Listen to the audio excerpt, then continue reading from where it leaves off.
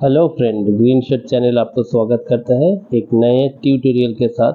आज आपके साथ हम शेयर करेंगे क्लास 10 के जियोग्राफी के chapter number 1 resources and development. देखो, रिसोर्सेज का अर्थ और डेवलपमेंट, ये दो शब्द का अर्थ अगर क्लियर हो जाएगा तो ये चैप्टर में कुछ बचा ही नहीं। सबसे पहले आपको जाना है व्हाट इज रिसोर्स। रिसोर्सेज क्या है? रिसोर्सेज का अर्थ है everything available in our environment, यानी हमारे चारों ओर जो कुछ हमें दिख रहा है that is our resource. Resource को अगर कैटेगराइज किया जाए या विभाजन किया जाए तो इसको दो भागों में विभाजित किया जा सकता। एक है नेचुरल, दूसरा है ह्यूमन।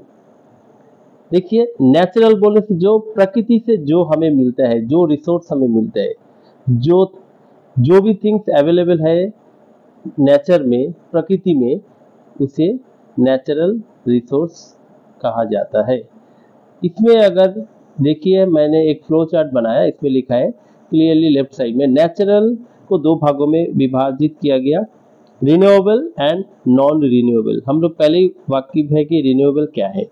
रिन्यूएबल बोलने से वे एनर्जी है, वो रिसोर्स है जो एक बार हम यूज करने के बाद दोबारा हम उसको यूज कर सके।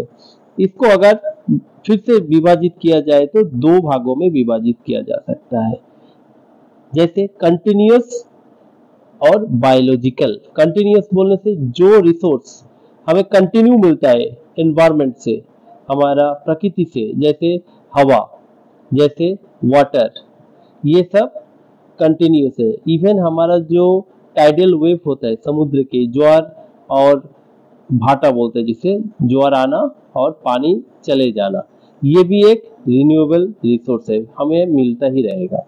दूसरे जो है बायोलॉजिकल।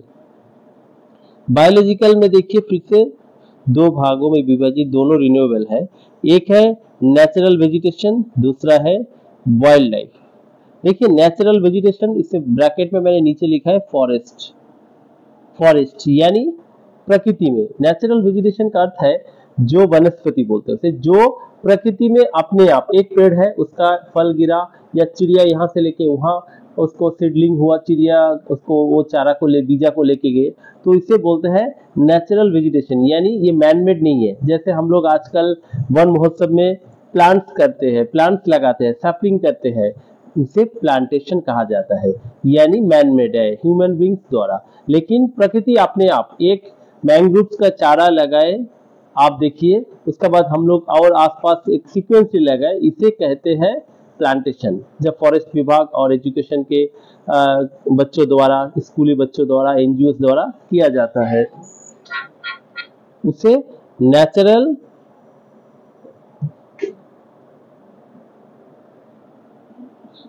वेजिटेशन के अंतर्गत नहीं आते हैं, वे प्लांटेशन आते हैं। अगर अपने आप में होता है प्रकृति में, वनस्पति कहा जाता है या नेचुरल वेजिटेशन। दूसरी और वाइल्ड लाइफ। जब नेचुरल वेजिटेशन होगा तो उसमें वन्य जीव रहेंगे।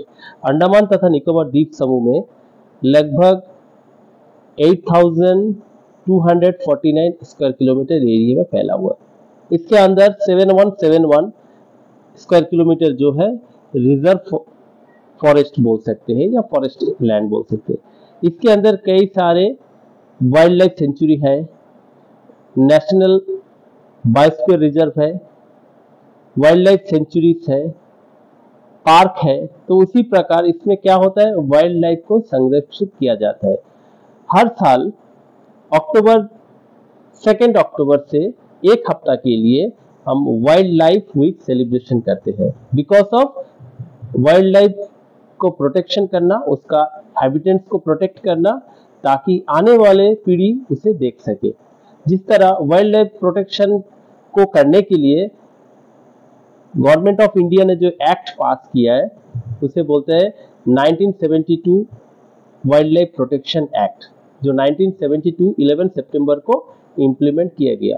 इसका पहले 1927 को forest act, national forest act कहा जाता था। उसके तहत ये वाइल्ड लाइफ को प्रोटेक्शन दिया जाता था। खैर, टाइम टू टाइम चेंज होते रहेगा, बस हमें जानना है वाइल्ड लाइफ क्या है। वन्यजीव जो रहते हैं नेचुरल वेजिटेशन में, और ये वन्यजीव को संरक्षण के लिए नेशनल वाइल्ड लाइफ सेंचुरी बनाया जाता है, नेशनल बायोस्फीयर रिजर्व बनाया जाता है। आपको पता है कि हमारा ग्रेट निकोबार में एक बायोस्फीयर रिजर्व है जो सॉल्ट वाटर क्रोकोडाइल को संरक्षित किया जाता है, लगभग 885 स्क्वायर किलोमीटर एरिया में फैला हुआ है ग्रेट निकोबार में। नेक्स्ट आते हैं नॉन रिन्यूएबल एनर्जी। देखिए नॉन का अर्थ है नहीं, रिन्यूएबल बोलने से जो पुनर्य हम उसको पुनर्यूज नहीं कर पाते उसे नॉन रिन्यूएबल एनर्जी कहते हैं। जैसे नॉन रिन्यूएबल में भी दो तरह का एनर्जी को विभाजित किया गया रिसोर्स को, जैसे रिसाइकल एंड नॉन रिसाइकल। देखिए कुछ होता है जिसको दोबारा हम इस्तेमाल कर सकते हैं। अभी सोचिए कुछ लोहा आयरन है, वो देखिए जंक सेलर होता है, जंक कलेक्टर होता है जो कलेक्ट करते गाँव घर घर में जाके, भाई पुराना कुछ लोहा है, कुछ पीतल है, ये मेटल जो होता है इसको दोबारा हम इंडस्ट्री में लेके इसको दोबारा टेम्परेचर में इसको मेल्टिंग करके डिफरेंट प्रोसेस है, प्रोसेस के द्वारा इसे चेंज किया जा सकता है।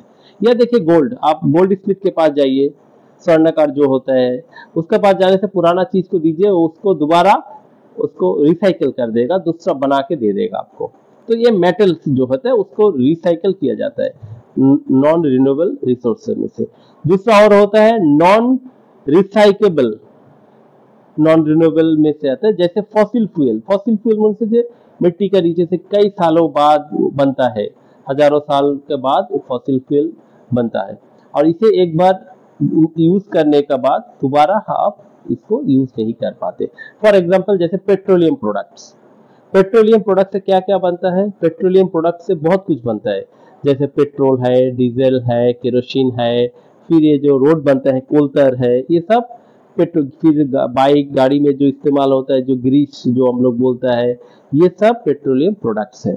तो डिफरेंट टेम्परेचर में डिफरेंट प्रोसेस से गुजर के ये रिफाइन होता है। तो ये नॉन रिसाइकेबल फॉसिल में का तरह ये आते हैं, अंदर आते हैं। दूसरा और देखिए ह्यूमंस। देखिए सबसे बड़ा रिसोर्स जो होता है दुनिया में आज, नेचुरल रिसोर्स के साथ साथ ह्यूमन रिसोर्स। देखिए जो जगह पर ह्यूमन ब्रेनी होगा, अच्छा पढ़ा एजुकेशन होगा, अच्छा इंफ्रास्ट्रक्चर फैसिलिटी होगा, अच्छा यूनिवर्सिटी कॉलेज होगा, वहां पर देखिए रोजगार अच्छा होगा, वहां डेवलपमेंट अच्छा होगा, वहाँ हर फील्ड में वहाँ का जीडीपी अच्छा होगा, ह्यूमन डेवलपमेंट इंडेक्स में वो आगे होंगे। इसका because of human. Human is the biggest resource in any country. जैसे जापान एक छोटा सा देश है लेकिन वो ह्यूमन रिसोर्स में काफी आगे है। जापान जैसा देश दुनिया में टॉप 10 देशों में से आता है। अगर सिटी देखा जाएगा तो बेहतरीन सिटियों में से एक है टोक्यो जापान का। अब देखिए इसका भी होता है ह्यूमन रिसोर्स का मैनेजमेंट। ये बहुत इंपॉर्टेंट सवाल आता है क्वेश्चन एग्जाम में, ह्यूमन रिसोर्स को आप डिफाइन कैसे करोगे? देखिए दुनिया में अभी इंडिया में और चाइना में देखिए कई सारे बहुत सारे लोग, या हम बोल सकते हैं हम लोग थर्ड वर्ल्ड की कंट्री है इंडिया।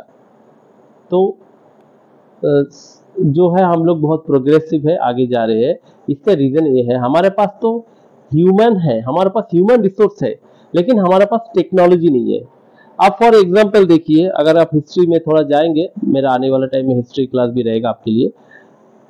चाइना में देखिए जब 1949 में जब चाइना को स्वतंत्रता मिला, उसके बाद माओइज्म था चाइना में, वहां बहुत सारा क्राइसिस था, भूखमरी था, बहुत पीछे था चाइना। लेकिन जब यूएस का जो प्रेसिडेंट था वो माओ के साथ मिलने के लिए चाइना गए और वहां जाके उन्होंने एक ट्रीटी किया था। उसके जिस तरह हम लोग ओपन डोर पॉलिसी चाइना में हुआ था, जिसके तहत 4 मॉडर्नाइजेशन बोलते हैं। तो हर एक सेक्टर में चाइनीज का पास क्या था, उन्होंने कहा था you have resource, human resource, I have technology. किसने कहा? अमेरिका ने कहा मेरा पास टेक्नोलॉजी है, आपके पास ह्यूमन रिसोर्स है, तो मैं आपको टेक्नोलॉजी दूंगा, आप मुझे ह्यूमन रिसोर्स दीजिए। तब बहुत सारा एमएनसी मल्टीनेशनल कंपनी जो होता है वो चाइना में एस्टेब्लिश हुआ और चाइनीज बहुत शातिर होता है, वहां से अपना देश का भी तरक्की हुआ और अमेरिकन जो टेक्नोलॉजी को वो कॉपी कर लिया। और अभी देखिए चाइना अमेरिका को टक्कर देने के लिए हर फील्ड में आगे है। तो उसका और भी हिस्ट्री है, मैं बाद में बताऊंगा। तो मेरा कहने का मतलब ये है कि ह्यूमन होने से भी, ह्यूमन तो बड़ा रिसोर्स है, टेक्नोलॉजी का साथ ये दोनों अगर मिल जाए तो दुनिया काफी आगे जा सकता है, आपका देश का भी तरक्की कर सकता। इसी तरह सन 1893 का बात मैं बोल रहा हूँ, ये स्वामी विवेकानंद के साथ एक छोटा सा घटना हुआ था। अभी हाल ही में रतन टाटा का निधन हुआ अक्टूबर में। तो रतन टाटा जी के जो ग्रैंडफादर्स के फादर थे, जमशेदजी टाटा, वो जापान से बिजनेस करते थे। क्या का मालूम है? ये माचिस का, तिल्ली का, माचिस बॉक्स का। तो स्वामी जी से वो मिला उस दौरान जब स्वामी विवेकानंद चिकागो में जा रहे थे वर्ल्ड रिलीजन पार्लियामेंट में हिस्सा लेने के लिए। तब वे भी जापान से यूएस के लिए अग्रसर हो रहे थे। तो उस दौरान शिप में स्वामी विवेकानंद और जमशेदजी टाटा, जो टाटा के एस्टैब्लिशमेंट जो किया है टाटा, जमशेदजी टाटा, उनका साथ वार्तालाप हो। तब स्वामी विवेकानंद ने टाटा जी को बताया कि आप क्या करते हैं? बोला मैं तो बिजनेस करता हूँ, मैं व्यापारी हूँ। बोलते हैं क्या का? बोलता है मैं दिशलाई जो माचिस है इसका बिजनेस करता हूँ। बोले आप यहाँ से खरीद के इंडिया लेके जाते हैं? तो बोला हाँ, आपका कम मुनाफा होता है, आप ऐसा क्यों नहीं करते? हमारे पास रिसोर्सेस है, हमारे पास नेचुरल वेजिटेशन है, वनस्पति है, पेड़ पौधा है, तो आप वहीं पर स्टैब्लिश क्यों नहीं करते? आप वहाँ आपके पास इन्वेस्टमेंट करिए, यहाँ के लोगों को रोजगार दीजिए। तो देखिए टेक्नोलॉजी लाया। ये कर्नाटक में एक जगह है बेंगलोर में, वहां पर इन्होंने पहला एस्टेब्लिशमेंट किया। ये लगता है 1897 का आसपास उन्होंने एस्टेब्लिश किया।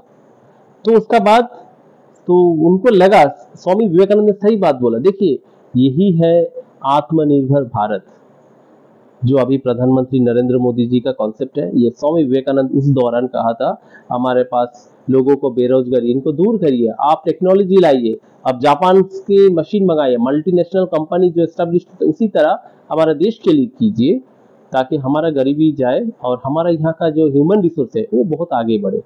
इसी तरह देखिए, ये तो छोटी सी कहानी था जानकारी के लिए। देन स्ट्रक्चर्स एंड इंस्टीट्यूशंस, वही आ जाता है मैटर।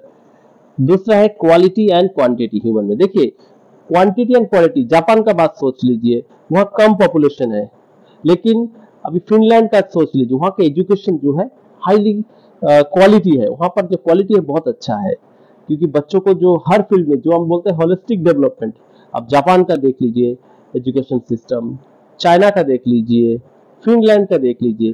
तो ह्यूमन जो है, ये क्वांटिटी तो हमारा पास है, पॉपुलेशन में देखिए वर्ल्ड में पहला और दूसरा स्थान में भारत चाइना है, लेकिन क्वालिटी में देखिए, अभी देखिए जब ओलंपिक होता है तो हमसे भी छोटा छोटा देश जो है कहीं आगे चले गया।